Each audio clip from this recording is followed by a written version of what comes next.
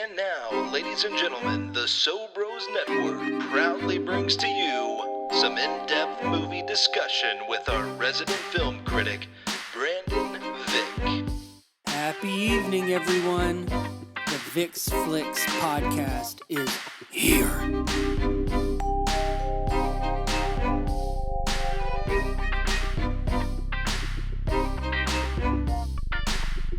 Welcome back for another episode of the Vick's Flicks podcast right here on So Bros Network, powered by Memo's Mexican Kitchen out in Mount Juliet, Tennessee. Head out to Memo's for the best Mexican food in the Nashville area. For my money, in my opinion, well worth the drive out to Mount Juliet, just a mile north of I-40 off the Mount Juliet exit. You know, we got our minds right and we got our asses tight to talk about Borderlands today and the filmography of Eli Roth while we're at it. I'm your host for the show, the EIC at SoBrosNetwork.com, Big Natural Stoney Keeley. You can follow me on Twitter at Stoney Keeley. Collectively, we are at Sobros Network on all major social media platforms. Joined as usual by a board member of the Music City Film Critics Association. He is a member of the Southeastern Film Critics Association as well. He is our resident film critic, Mr. Big Shot himself, Brandon Vick. Brandon, how you doing today, my man? Hi-yo. I'm doing all right. Yeah? I was just thinking, we're about in the middle of August. It's and something. This summer movie season has been kind of lame. It's been a letdown. Yeah. I was not the biggest fan of Deadpool and Wolverine, which I don't know if we've had a conversation about this movie on this show yet, but no, you wrote a review on it. The frustration I get for it is that if you say little disappointed, but it's still a fun movie, 2.5 out of 5. Yeah. People are like, ugh, what did you think you were going to see? Why'd you hate it? Why'd you hate it? Yeah. I'm like, you know what? It's a perfectly fine, fun. Our buddy Zach called it a buddy cop movie. I'm like, yeah, I get that. I'm cool with that. Yeah. But I wanted more. I was kind of thinking like, let's get the MCU back on track here. There's no significance. All it is nostalgia and cameos, which I had a feeling that's what it could be. And listen, Reynolds and Jackman are great. It's the same old thing. Yeah. It's multiverse shit that I stopped caring about 2 or 3 movies ago. Yeah. And it's like we're just trying to cram so much into something. But doesn't it feel like that's the type of movie we've gotten all summer from like a lot of these supposed blockbusters? Oh. I mean, it kind of feels like there have been some big releases that just haven't really lived up to the hype a little bit. Yeah. I'm trying to think. What's the last like really, really good movie you saw? Well, actually, it's been pretty recent, but it's not a blockbuster by any means. But Coleman Domingo is in a new film called Sing Sing. Oh, love Coleman Domingo. It is great. He's great in it, but it's about this theater thing that's got takes place at a correctional facility. It's based on a true story, and actually quite a few ex-convicts are themselves. Okay. It's great. Paul Raci's in it, if you remember him from Sound of Metal. Yeah. He's in it, but it's really good. One of the best films of the year. And there's been Oscar talk. I could see it. It could happen. So did it get a wide release? Is this something that's out in theaters? I want to say it starts to come out sometime this month. It came out in limited release, and I know the Bell Court is playing it now. Okay. So I have a feeling by the end of August, it's probably got a wide release. So we're looking. I know Inside Out 2 got some pretty good reviews. Yep. Got a good review That's a good one. from you. Yep. Bad Boys Ride or Die. It was fine. Deadpool and Wolverine okay. conversation, like that kind of territory. Yeah. Better or worse? I want to think they both probably got around 2.5. I think it's kind of in the middle. I would watch Deadpool and Wolverine again before I'd watch Ride or Die. Okay. Because I only really like Martin Lawrence in that. We had the Horizon fiasco this summer. Yeah, and that was quite a bore. Yeah. Bless his heart. I for love trying. Kevin Costner. Yeah. But that Chapter 2 is opening, I think, it's going to be a part of the Venice Film Festival. So he's not giving up. There's supposed to be 4 films, so I'm sure he'll make it happen. A Quiet Place Day 1. That one was a surprise. I like that one. Yeah. Lupita Nyong'o, she is sensational. See, we had Maxine was this summer too. Yeah, that was Big okay. release. That was the least of my favorites of the X trilogy. Twisters. Twisters was not too bad. We're talking Deadpool and Wolverine, and now how could I forget Harold and the Purple Crayon? Oh yeah. Oh. And that kind of gets us to God, that was the summer. I guess the Fall Guy, which even that was like. Oh I yeah, gave the it Fall 3. Guy I was. think that kicked things off. The Fall Guy was back in early May. Yeah, it was I like think. that opening. So I mean, we did have.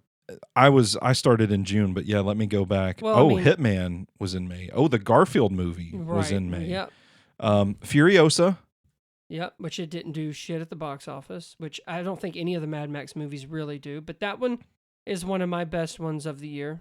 I enjoyed it. Kingdom of the Planet of the Apes. That one was a good one. That's also that. Got So it 4 sounds out like of we 5. got off to a good start. May was wonderful. Yeah, and then just really fizzled out. Yeah. Yeah. So Here's what happens when one of the best films of the year comes out in March, Dune Part 2. Yeah. You're really Tough. yeah. Tough scene. And then Challengers comes out a month later. Yeah. My Yeah. God. I will say I think the best movie that I've seen this Mhm. summer was The Bike Riders. Oh, I did love The Bike Riders too. That was June. June 21st Yes, to be and exact. now it's on yeah. Peacock. Yeah, so you can go I would watch like that to now. buy. I would purchase that one. I'm trying to get my wife to watch it. I'm trying to I'm get like, my it has mother-in-law Tom to Hardy. watch it. It has Tom Hardy and Austin Butler. Yeah. I think they fuck. I'm not sure, but Yeah. we should watch it and see. They do sword fight, Michael Shannon's in there. and I think Michael Shannon films it. Michael Shannon films them banging their dicks together. I love it. I love that film. It's Yeah. just it's total vibe. Cool. We have a very cool movie. We did a podcast, Sean and I from the EIC of 615 Film, and man, it's a good one. Yeah. I Wet Engines, as it's called in my household. excuse me? Yeah, we called it Wet Engines. That's the Bike Riders. Yeah. Okay. I didn't know that. I'm shocked you. I specifically said that in the podcast. I don't remember I it. know. I barely remember shit I do on a podcast, but for some reason, Well, I that tried one was so clever.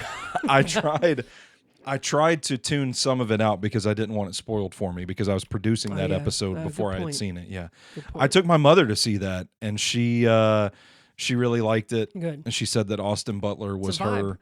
her favorite character. What's her hall So- pass? Yeah, that's her hall pass. Yeah, absolutely. So what do you It's think? really only funny if you know Miss Trish and know Yeah. Keeley's in Yeah. general. But Yeah.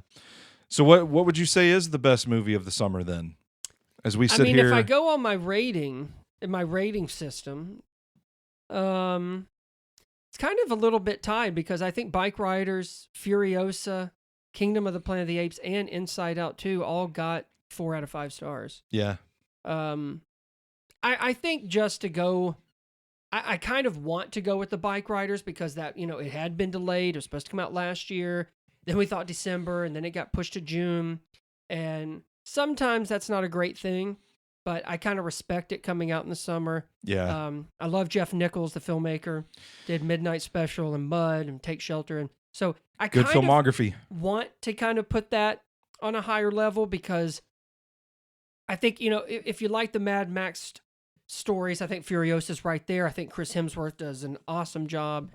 Yeah, Kingdom of the Planet of the Apes kind of surprised me only because it's not as good as the Matt Reeves one, but I would say it's probably better than Rupert Wyatt's first one, which was Rise.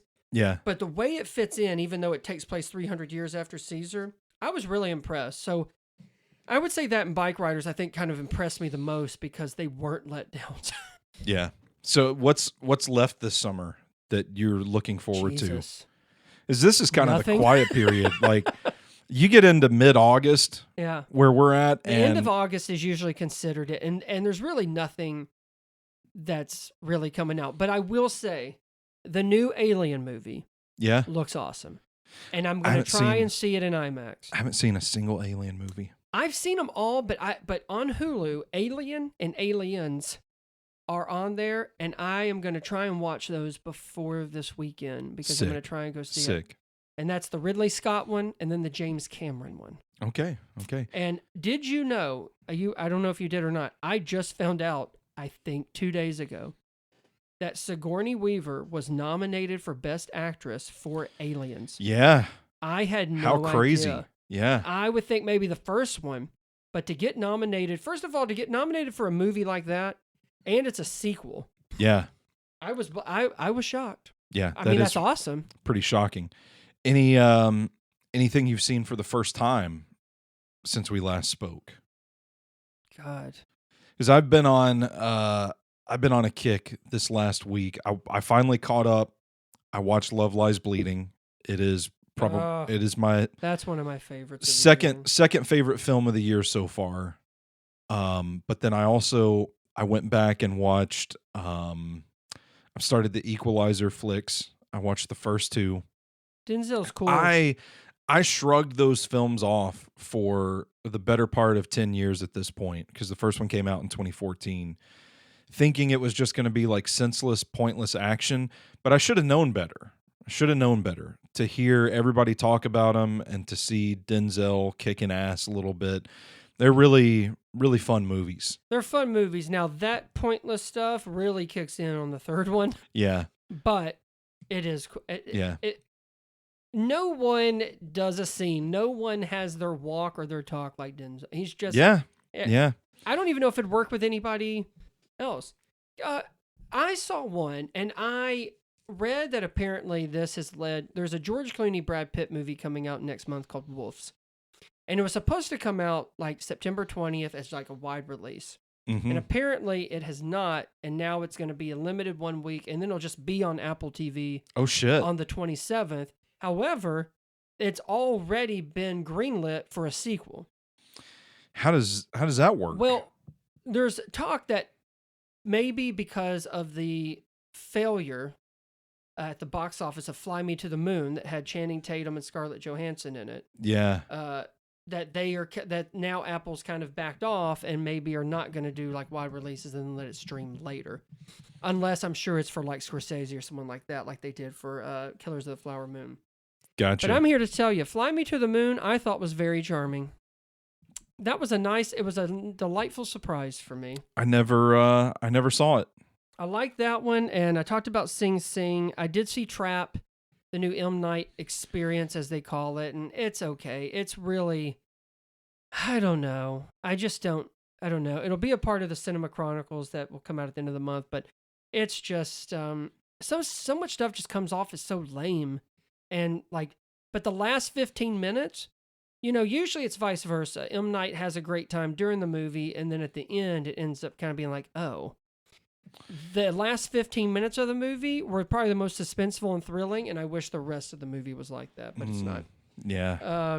That's a bummer. Yeah. And then I guess that's about it. There is a movie called Green Border that I really liked, and it's about between Belarus and Poland, about refugees. Belarus, you mean? Belarus, yeah. It's Belarus. not Belarus like walrus. No, it is not. Oh, well, shoot. It's really good. That and Sing Sing are the two best films I've seen, probably in like at least the past month or so. And I'll have you know, in case people are wondering, Brandon, what's your best of 2024? I have, let me see here. I only have 15 films, and that is measured by 4, 4.5, or 5 out of 5. Okay. So out of 15, some of those have come around the May to August, actually. Let's see. I currently have three films at 5 out of 5. None of them came out this year. None of them are better 2024. Lost in Translation, Spotlight, which I watched for the first time. That was that's really well done. That scene where Mark Ruffalo is arguing for them to run the story. Oh, yeah. That I'm like, that's the best supporting actor nomination right there. Yeah, in that's all they had to do. Scene, yeah. And then I liked The Witch a lot. Yeah. Sucker for Robert Eggers. No, that's a good one. Should we get Nosferatu later in the I'm year? Pumped. Yeah. Around Christmas. Around Christmas. Can't wait. Take the family. So we do have a film to talk about today. And it's barely a movie. That is going to be Eli Roth's Borderlands, starring Cate Blanchett, Jack Black, Kevin Hart, Jamie Lee Curtis.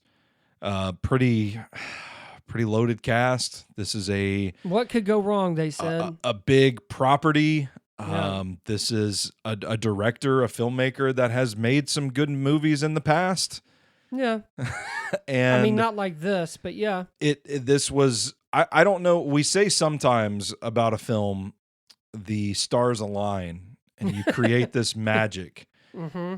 And this was like the exact opposite of that. This was forces in the universe conspiring to make this shitty movie. We're going to talk about Borderlands, but before we do, I want to talk a bit about our sponsor for this episode, Memo's Mexican Kitchen. In my opinion, the best Mexican food in or around Nashville. The short drive out to Mount Juliet. Hey, it's easy to make. They're right off the I-40 exit, about a mile north. You go up there, get you some quesadilla, the best birria in town. The enchiladas suizas are another favorite of mine. The bowl of birria, the birria nachos. I'm obsessed with the birria at Memo's Mexican Kitchen. Good cocktails, good margaritas to boot. The appetizers are great. Guacamole, authentic guacamole, the grilled jalapenos, queso. We've tried it all. I don't think there are too many corners of this menu that my wife and I have not tried before. So well worth the drive out there. Check out their menu. memosmexicankitchen.com. They're on Instagram at Memos Mexican Kitchen. You can see some of the photos of the food we've eaten, the cocktails we've had on the Sobros Network Instagram as well. We appreciate their support, and everybody that I've recommended Memos to has gone out there and they've said, Stoney, you're not kidding. This is really, really good stuff. Really great food, prepared, traditional family recipes passed down to Memo. He's in the kitchen cooking up all day long. Go see him out there. Let him know that Stoney, the Sobros Network, sent you, and enjoy a meal. Let's talk Borderlands, Brandon. This was a bad film, and I think this is a situation where I probably lead with the star rating, and oh yeah, go ahead. I gave this one half a star out of 5. And I gave this one 1 full star. Yeah. And I don't know where you want to start, but I think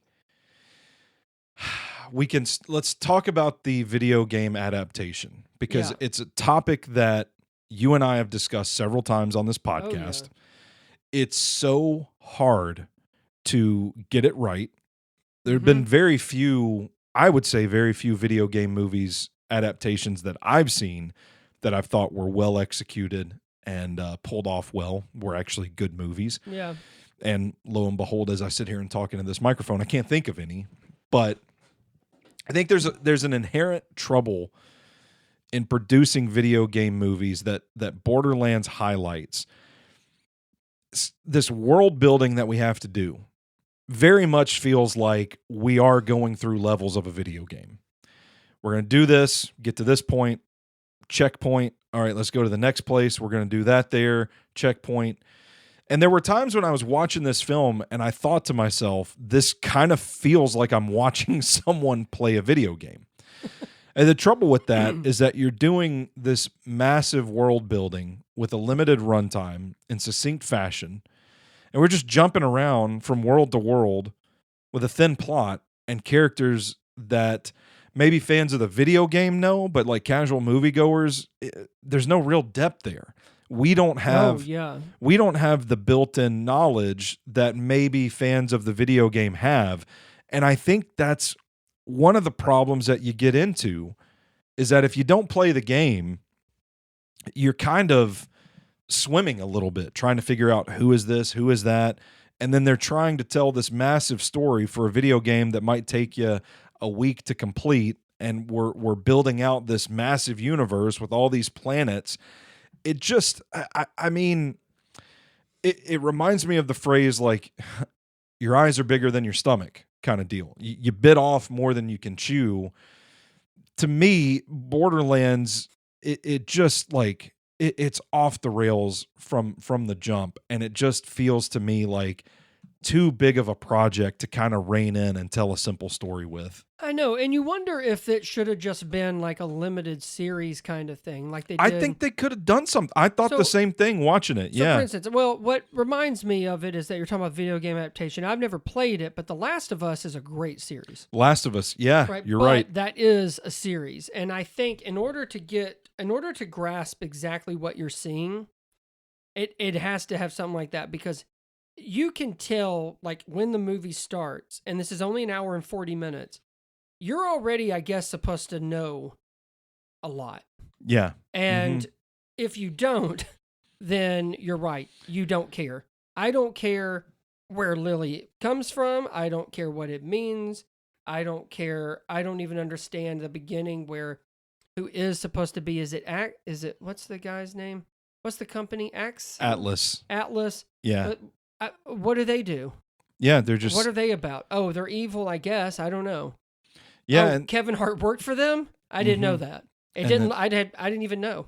Krieg breaks out and he just decides he's a psycho I'm gonna help these people. Yeah, like I there's don't know. Motive. There's no motive in any of it as far as like until it's about this isn't spoiling anything about a vault that supposedly has stuff in it. Yeah. And even then, boy, that scene was a good 2 minutes, maybe. Yeah. And, we're done. Yeah. It had nothing. Then it ends up being nothing about the vault at all. I was watching it the first 5 minutes thinking like, shit, is this supposed to mean something to me? Yeah. Like, am I supposed to know what's going on here? And it makes me curious. I do wonder if anybody's listening to this podcast that played the games could chime in. Like, I'm curious if game players like this movie, and maybe that's just the disconnect. Let me tell you. Okay. I'm glad you asked. Because yesterday I ran across a piece in Variety by, and I hope I'm not butchering her name, but Cate Stephen. It says how Borderlands failed gamers like me. Okay. So she says, when the first Borderlands game was released in 2009, it pioneered a new genre of the looter shooter. The fast-paced combat style forced players to take note of randomized new guns dropped by defeated enemies, changing their battle strategies with each higher quality gun acquired. She says electrifying gunplay was complemented by a compelling cast of playable characters. Siren Lilith with powerful Iridian abilities, Berserker Tank Brick, Hunter Marksman Mordecai, and former Crimson Lance soldier Roland. Brick and Mordecai are absent from the film. Yeah. While spunky young gunslinger Lilith is, for some reason, played by 55-year-old Cate Blanchett. While her talent is undeniable, and actresses of a certain vintage are certainly deserving of being action heroes, it's hard to find a shade of the OG character in her portrayal of a weathered and wise rogue. Meanwhile, the gruff Roland is reduced to a series of tired jokes about Kevin Hart's height, which I think every movie is required to do. There's a quota. Part. Yeah, there's a quota for sure. And then she says, I'll be the first to admit that the comedy of Borderlands is extremely 2009 and not for everyone, though it felt refreshing at the time for a first-person shooter not to take itself seriously. Crude insults like boner fart don't fare as well in 2024 as they did in that simpler time. Well, to be fair, I think it still works. Just how you using it. To be fair, they started working on this film in 2009, didn't they? Yeah, I think so. Yeah. It's been on the shelf and they still left out boner fart for quite some time. Yeah. And then she goes, unfortunately, while the film makes significant departures from its source material and plot and characterizations, the outdated humor, the element that most needed a refresh, seems to be the one thing they kept intact. She said, which I agree with this, nearly every joke falls flat at no fault of the cast who give it their all with a nonsensical script that fails to build up to any kind of meaningful conclusion. She says it's no surprise given the film's production woes, which, in all seriousness, I think it started filming in 2021. I think it went through one writer to another writer, and so it was a bumpy ride to say the least.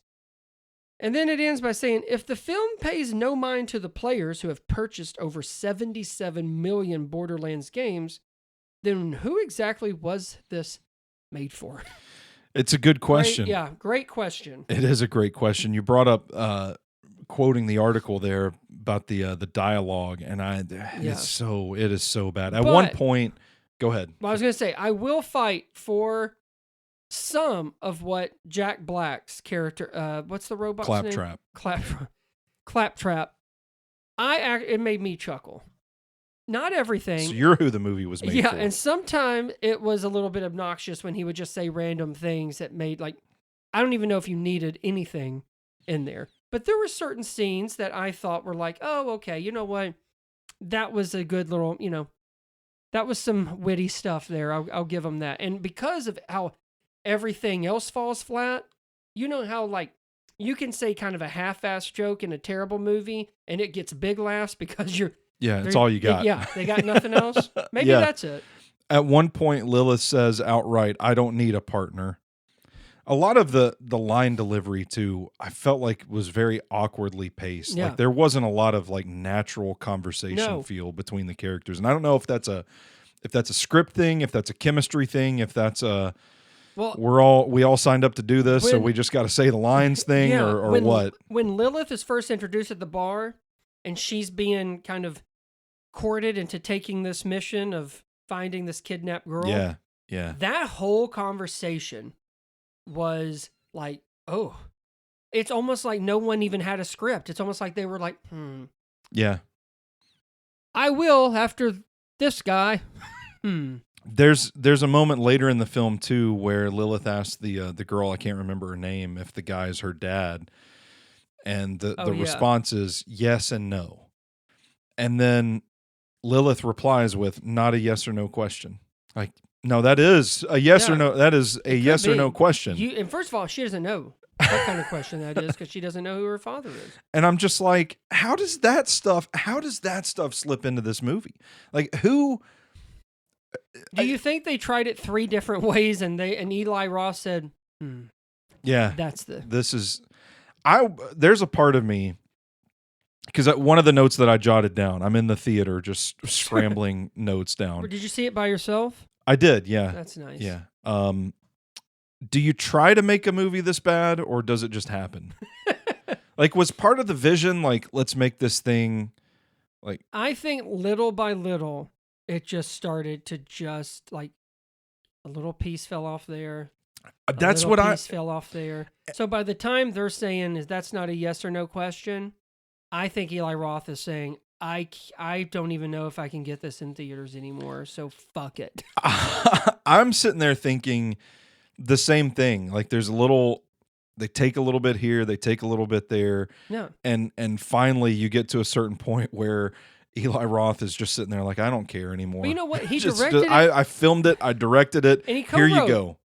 He co-wrote it. Man, that's crazy. And the script doesn't look great, so are we already starting off? And then we think like, oh my, you know what? Yeah. This is not how... I would love to know what sold it. Now, I know Jack Black and Cate Blanchett specifically have worked with Eli Roth before. Yeah. So is it just like they had a great time? Maybe. Like, did they show Cate Blanchett a script? Because this is the same Cate Blanchett that did Tar. Mm-hmm. And when I see her say some of these lines, one, I'm thinking she didn't even prepare. You don't have to. You just show up and give me that pink wig. I'll rock this suit. Yeah. Just watch me play in green screen. It's fine. Yeah.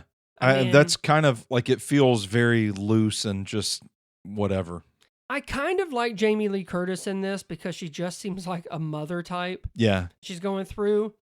And granted, she did this before she won an Oscar, so maybe this was just something fun for her to do. Mm-hmm. Also, maybe I think Jack Black is, but maybe all of them love the games. I have no idea. Well, and there is an interesting idea here that you and I have talked about before we started recording, like the big property, the cast. I mean, you can see a timeline where this is probably a pretty good project. Yeah. Now, I tend to agree with you. I think it probably plays a lot more differently. You can do a lot more things, do a little more development, add a little depth, let things breathe a little bit.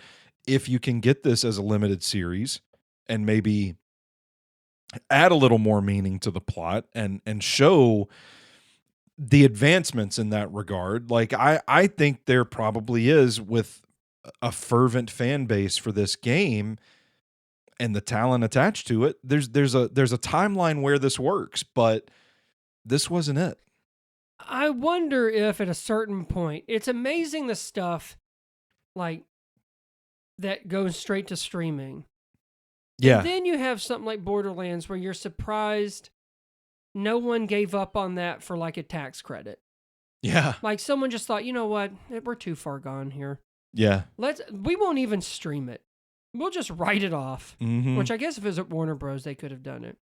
But I think they were banking on the name Borderlands. I think that was it. Let's give it a shot. Oh, look. Well, we have 2 Oscar winners. That's what I was about to say. He's popular. Yeah, you put the property out there, and you're going to get the video game fans, but then you attach Cate Blanchett, Jack Black, Jamie Lee Curtis, Kevin Hart. Yeah. You're going to start attracting moviegoers from different fan bases, where you're getting like the people that aren't familiar with the property in there. So, like from a marketing standpoint, it seems easy. Seems easy. Yeah. Until you see it. That's the problem. What they didn't count on was people seeing the movie and liking it.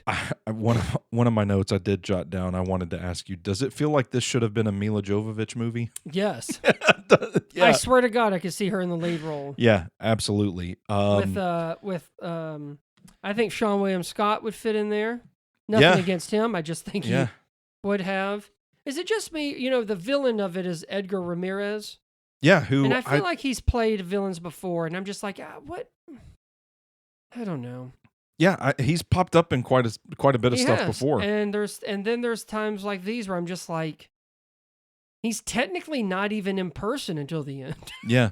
So the scene when Lilith is hoodwinked by the girl, and she starts throwing the bunny bombs at her. Yeah. And she wakes up Krieg to come attack Lilith.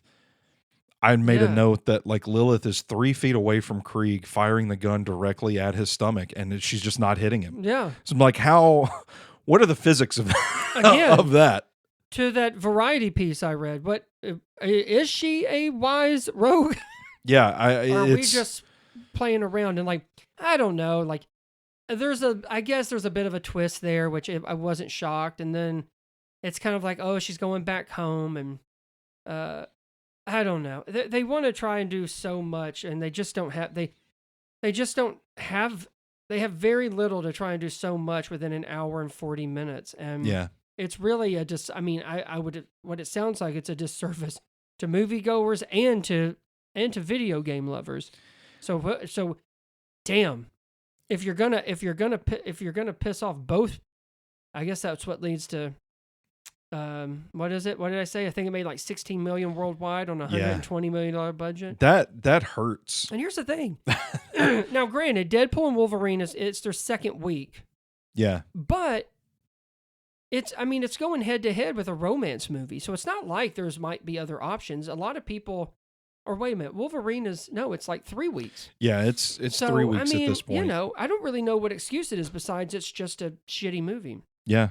I didn't read it.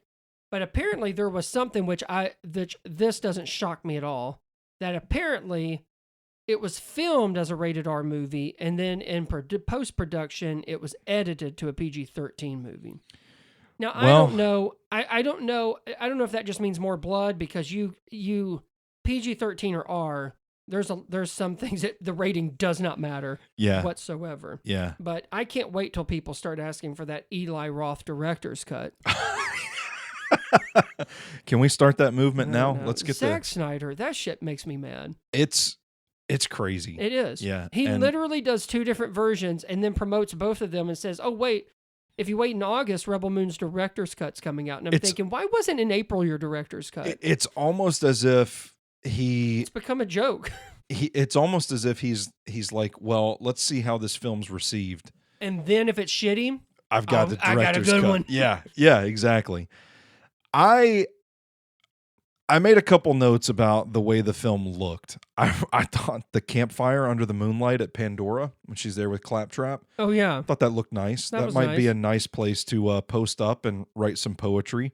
But then the visual effects with her driving the car, where it almost looks like there's a puppet in the car. And there's stuff at the end when they're battling. Yes. Oh my God. And you know what it reminded me of? The Flash. Yeah. I couldn't get past. There were elements of the movie that I thought looked pretty cool, and that to me is where I see the comparisons to Guardians of the Galaxy, because you have this massive world building and it's a band of misfits, bright colors that pop, and interesting new worlds that we're exploring. I get that comparison there, but I did not enjoy it enough. I did not appreciate it enough to overlook a lot of the real like shitty looking effects that kind of take you out of the story. What story there is. Yeah. Mine was I enjoyed some of Jack Black. I think Cate Blanchett, you can't really blame her, even though this will be that one that I bet she'll want to take off her IMDb when she's asked like 20 years from now. Yeah. And it reminds me of the Harrison Ford quote on the new Captain America movie where he let's do this stupid shit. Let's do this stupid piece of shit. Yeah. Yeah. I love it. And what was the other one where they asked him about joining and he said something about dumb money. Yeah. And he's like, I've done it before. I don't mean to disparage anyone. Like, no, this isn't my first time. Yeah. But I also feel like it is something different for her. I mean, she's kind of known as this phenomenal dramatic actress. She's one of the best. And it's almost like she kind of hasn't got to have a lot of fun. Yeah. And so maybe this was a way to do it. I just wish that it would have come off better for her. I mean, she looked great. Yeah, she did, but it's That's almost the like reason she it just got put on half a a star wig and for an me. outfit. Yeah. But yeah, I that's did think true. some of the production design, some of the world building, I thought looked good. They don't do anything with it, but it looks good. And there is some, I felt like there was some real creative choices in that. And it also might replicate what's in the game. I don't play video games really, so it could have looked great just as a moviegoer. I thought some pieces were quite appealing. Yeah. But then people started doing things. And that's the problem. And then a few minutes went by. That's the problem. Yeah. Yeah. So ultimately, to wrap up my thoughts on it, Yeah. I felt like the plot felt like little more than an excuse to go to all these different places, all these absolutely. different worlds. And it was just cheesy shit that couldn't get out of its own way. One contrived and cliched moment after another.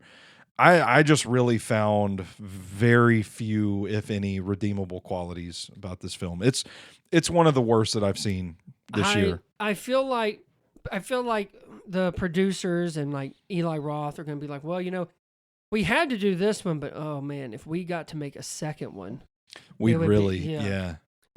This sums up, and I saw this tweet and I laugh because it's kind of what we talked about with just video game adaptations, especially back in the early 2000s. Mm-hmm. This is from Jacob Aller at Jacob Aller on Twitter. Eli Roth and Borderlands team have done something incredible. They've returned us to the golden age of video game movies, back when they were all pieces of shit. I thought, Jacob. Yeah, salute. Right on. Hat tip to Jacob there on that I loved it. I had to save it because I'm like, I just started laughing immediately. Like, yesteryear when they were all shit.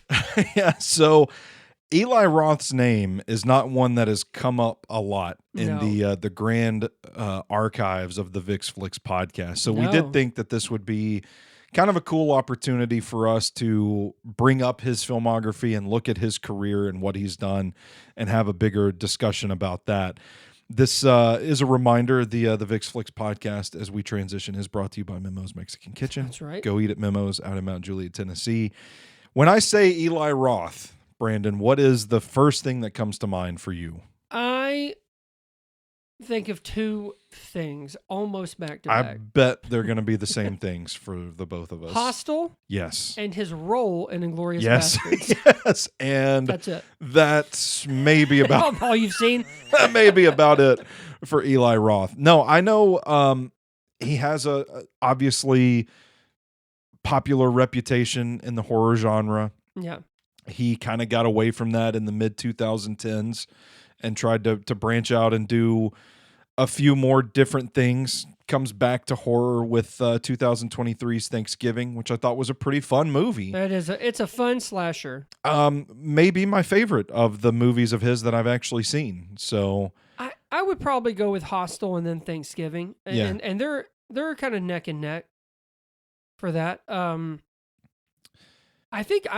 I think my first introduction, I guess, was with his first film, Cabin by the Fever. Excuse me?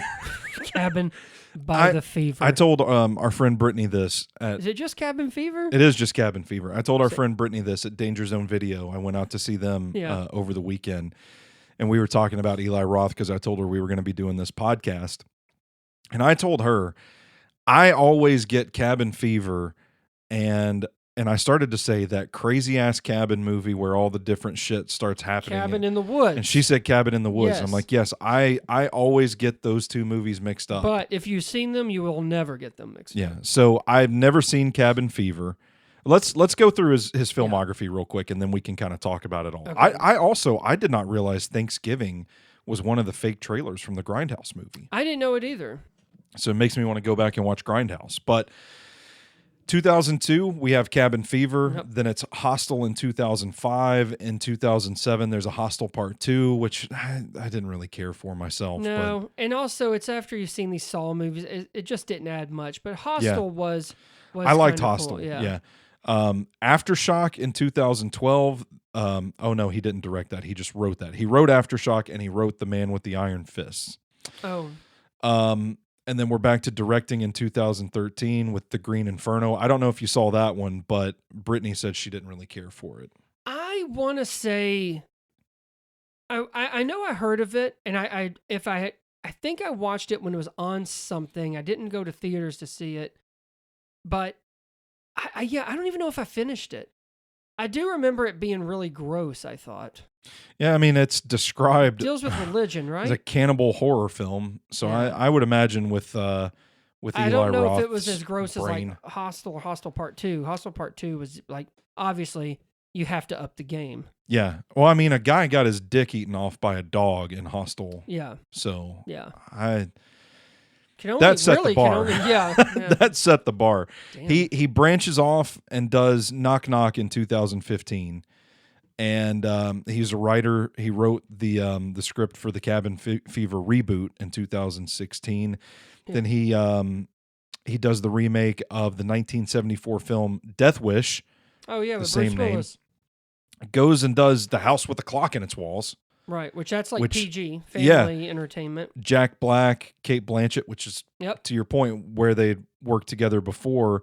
He does a documentary on the extinction of sharks in 2021 Oh. before he comes back to the horror genre in 2023 with Thanksgiving, and now obviously we're talking about Borderlands. So to be the way I described it, like Eli Roth is still a name that carries weight when you say it. Yeah. I mean, fans of a certain genre know his name. Yeah. Not really that extensive of a filmography. No, I For think it's only nine films, I think. 11, counting Borderlands, Borderlands, and Thanksgiving that he's directed. Oh, okay. All right. Yeah. So, I mean, to be a guy that, like, when you say Eli Roth, horror fans are kind of like, oh, yeah, Eli Roth.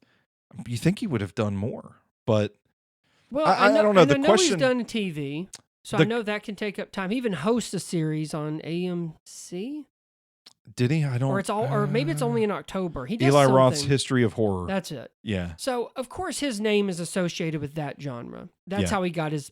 That's how you know his name.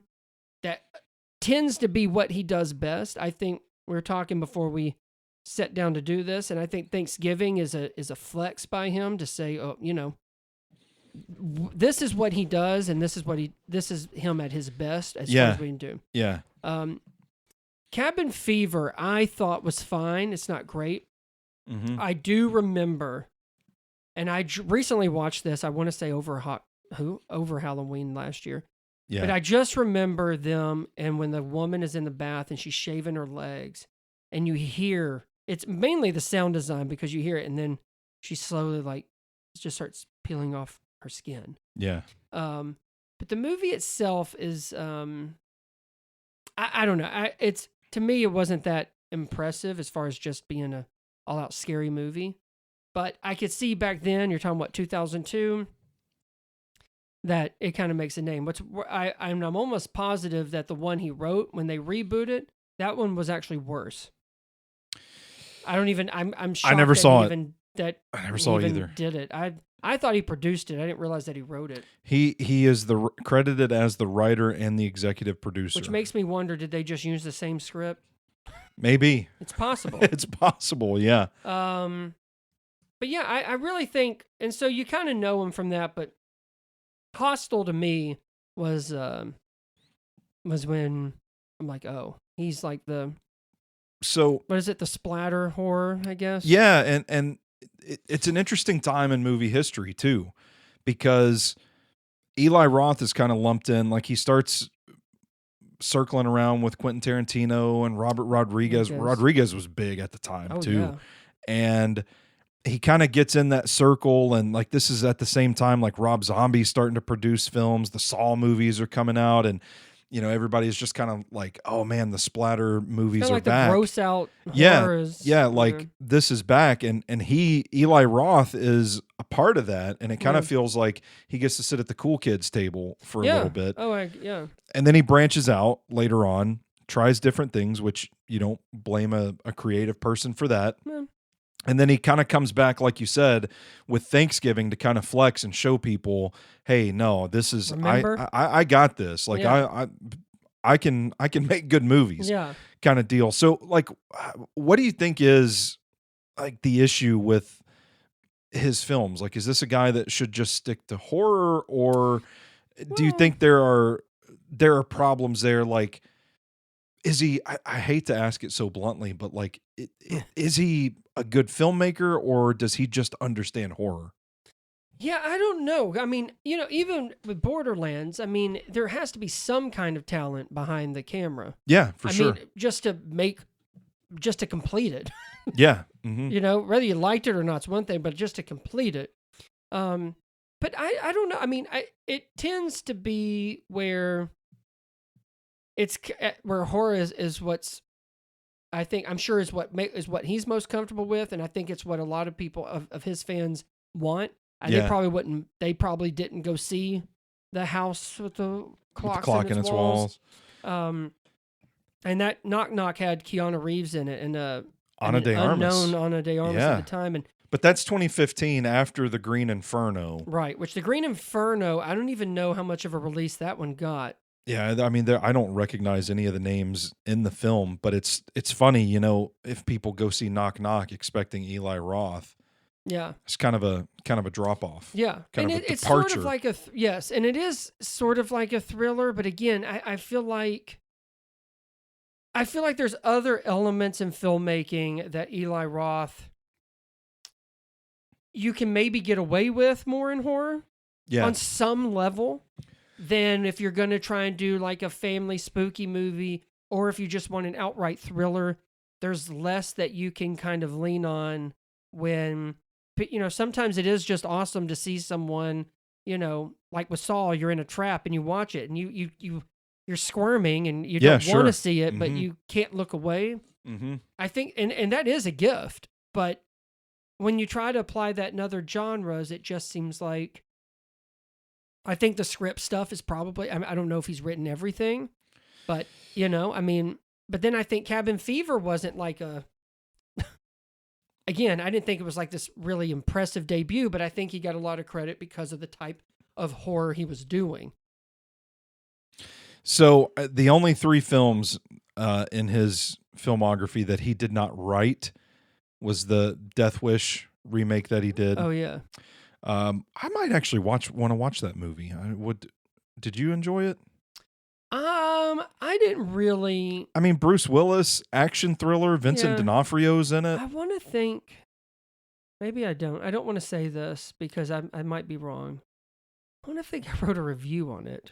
That might not be true. It may have just been part of like the old Vick's Flicks Twitter reviews. But it was okay. But again, it's almost like with that Cabin Fever. Like he's and I get he didn't direct that one. He directed this one. But this was an old Charles Bronson.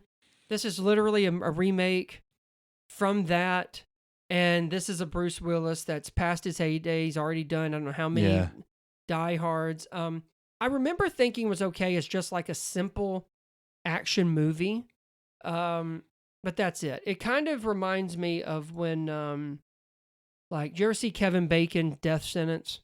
No, I never did. Where they kill did. his kid and he goes back for vengeance. Oh, wait, It's kind of like that. Like it's almost like this B-rated R thriller where it's just him chasing people. But I mean, again, Bruce Willis, his resume more than welcomes that type of movie, and he's good in it. But He didn't write Death Wish. He didn't write Finn, which was the documentary that I'm looking at the poster from visionary director Eli Roth and executive producer Leonardo DiCaprio. Oh. Finn. It's on Discovery Plus, I guess. He didn't write that. Okay. Well, yeah. And then he didn't write The House with a Clock in Its Walls. Yeah, because that's actually based off, I think, a kid's book. It's a series of novels. Yeah. Oh, okay. Yeah. So other than that, anything he directed, he wrote. Yeah. Yeah. So I don't know. I think that kind of horror. And I mean, the thing is, if we were talking about Eli Roth without Thanksgiving, what do you? I would say he's kind of come and gone. To be honest, I mean, in a way, which isn't uncommon, especially with horror directors who aren't like you're either the horror director that's known for something, you either keep doing it, or you're a horror director like. I guess in this, for us, it's kind of like you're a horror director like Jordan Peele. Yeah. Where it's more like it's box office and critical, and you're winning an Oscar for it. You know what I mean? Yeah. What does Borderlands do for any goodwill that he might have built back up after Thanksgiving? Oh, I mean, he won't get he's going to have to go back to either shark documentaries or something maybe on TV, or host that horror thing, because I'm going to tell you, with that budget and how much it made and just the disaster it was critically as well, it's either, I think the only thing he has is that he has the success of Thanksgiving to fall back on. Yeah. But as far as him wanting to continue to kind of venture out of horror, it hasn't worked out. And this has been the biggest, probably the biggest mistake he's made. Yeah. Or maybe he doesn't see it as a mistake, but I guarantee you the film company definitely sees it as a mistake. What do you think his legacy is if he doesn't depart from the horror genre for essentially 10 years? Do you think he could have become one of those guys? Because it feels like he was on the cusp of being one of those filmmakers that was synonymous with the genre. Yeah. And then he departs from it for 10 years. And it's almost like when Thanksgiving comes out, everybody's like, oh yeah, Eli Roth. And well, because it's his name comes across something that people of a certain age associate him with still. Yeah. Yeah. I don't know. I mean, I'll be honest. I do feel like when he, like, good for him for taking the step to just do something different. Yeah, sure. It just doesn't really pan out that well. And then it makes you think, like, to me, he's done Hostel. He's done a sequel to Hostel. Mm-hmm. He rebooted his own movie from 2003, and then did Knock Knock and the Green Lantern. That would be the Green Inferno. He wouldn't have made it long in Hollywood after Green Lantern. So I mean, I guess an argument could be made, especially if Thanksgiving is in there, was it just kind of a flash in the pan kind of thing too? Yeah, because he hit good with Cabin Fever, got people's attention, even though the movie I don't think it is that great. But obviously, he showed some real talent and creativeness when it comes to that particular genre. Yeah. Then Hostel, I think, elevated him. And then we go to a sequel, which didn't do as well. And it also is not it's just not as good of a movie. Mm-hmm. And then these other things he's getting, I don't know if any of them got any kind of wide release until they went back to Thanksgiving. I mean, well, The House with the Clock, I mean, that did, but let's put it this way. I don't think, and even with Borderlands, it's kind of like what M. Night used to be. No one's putting his name up on the screen. Yeah. So what kind of appeal does his name have? Now, I guarantee you the next one it's not gonna say from the director of Borderlands. No, it won't. It's gonna say from the director of Hostel and Thanksgiving. Yeah, yeah. I guarantee it. I'm not gonna trouble you for an Eli Roth Mount Rushmore. I don't, because there won't be one. So I'll ask you this instead. Any of his films that you would add to your personal collection? No, but let me say this. I rarely buy horror because I don't get that. You don't get that experience again. When it's coming. And I also wouldn't watch Hostel a lot. Yeah. I don't own any Saw movies either. Yeah. But It's rough. It's as a not matter of exactly fact, a comfort watch. No, the only scary movies I have are both of the Quiet Places, and I have the 76 and 2016 Halloweens. Yeah. Because those are classics. Well, I watch some of the horror stuff. I rewatch it at Halloween. Now, I would happily rewatch Thanksgiving. I wouldn't buy it, but I would happily rewatch it during that season. I think I would add Thanksgiving to my collection. Oh, okay. And I think that's the only one. Only watch it. Only watch it during the season, yeah. And I'm kind of with you. I liked Hostel. I don't know that I can watch somebody getting their dick bit off by a dog. Again, ever. That's a ever again. Yeah, that's a one-time thing. It was cool in the moment. Yeah. Yeah. I got you. That character deserved it. Right. But I don't. But do you ever sit on the couch and say, you know what, honey? Let's put on Hostel. I love to put on Hostel. Yeah. I can watch things get torn apart, ripped open. Yeah. Blood gushing. We just sit down with dinner, the glass of wine at night. You know, this is exactly what our friends Brittany and Jesse do. It could be. They literally sit down. I don't know. Are they eating? And drink lamb's blood and go, you know what? I think it's a hostile night. Yeah. And it's like Marge. Yeah. Or even better, it's Easter Sunday. Easter Sunday. Well, then they're watching Beaster Sunday? Is that real? The Easter bunny that kills people? Oh, no. I watch Hop. I don't watch anything on Easter. With the non-controversial Russell Brand voicing of the Easter bunny. Oh, yeah. With handsome James Marsden. Probably the least controversial cast. I don't have anything else on Eli Roth. Me neither. I almost want to apologize for coming up with this podcast. No, I think it's a cool discussion unless you're Eli Roth listening to this. I don't think I'll ever want to talk about Eli Roth unless we had done one on Thanksgiving. But here's the good news. Thanksgiving, I think, has done wonders for Eli Roth. Do you think that's better than? Do you think that's his best movie?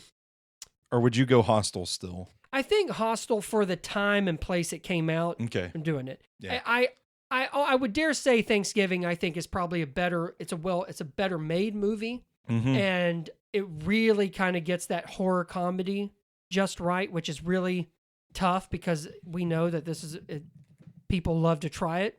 In this, they do. In this spooky space, but I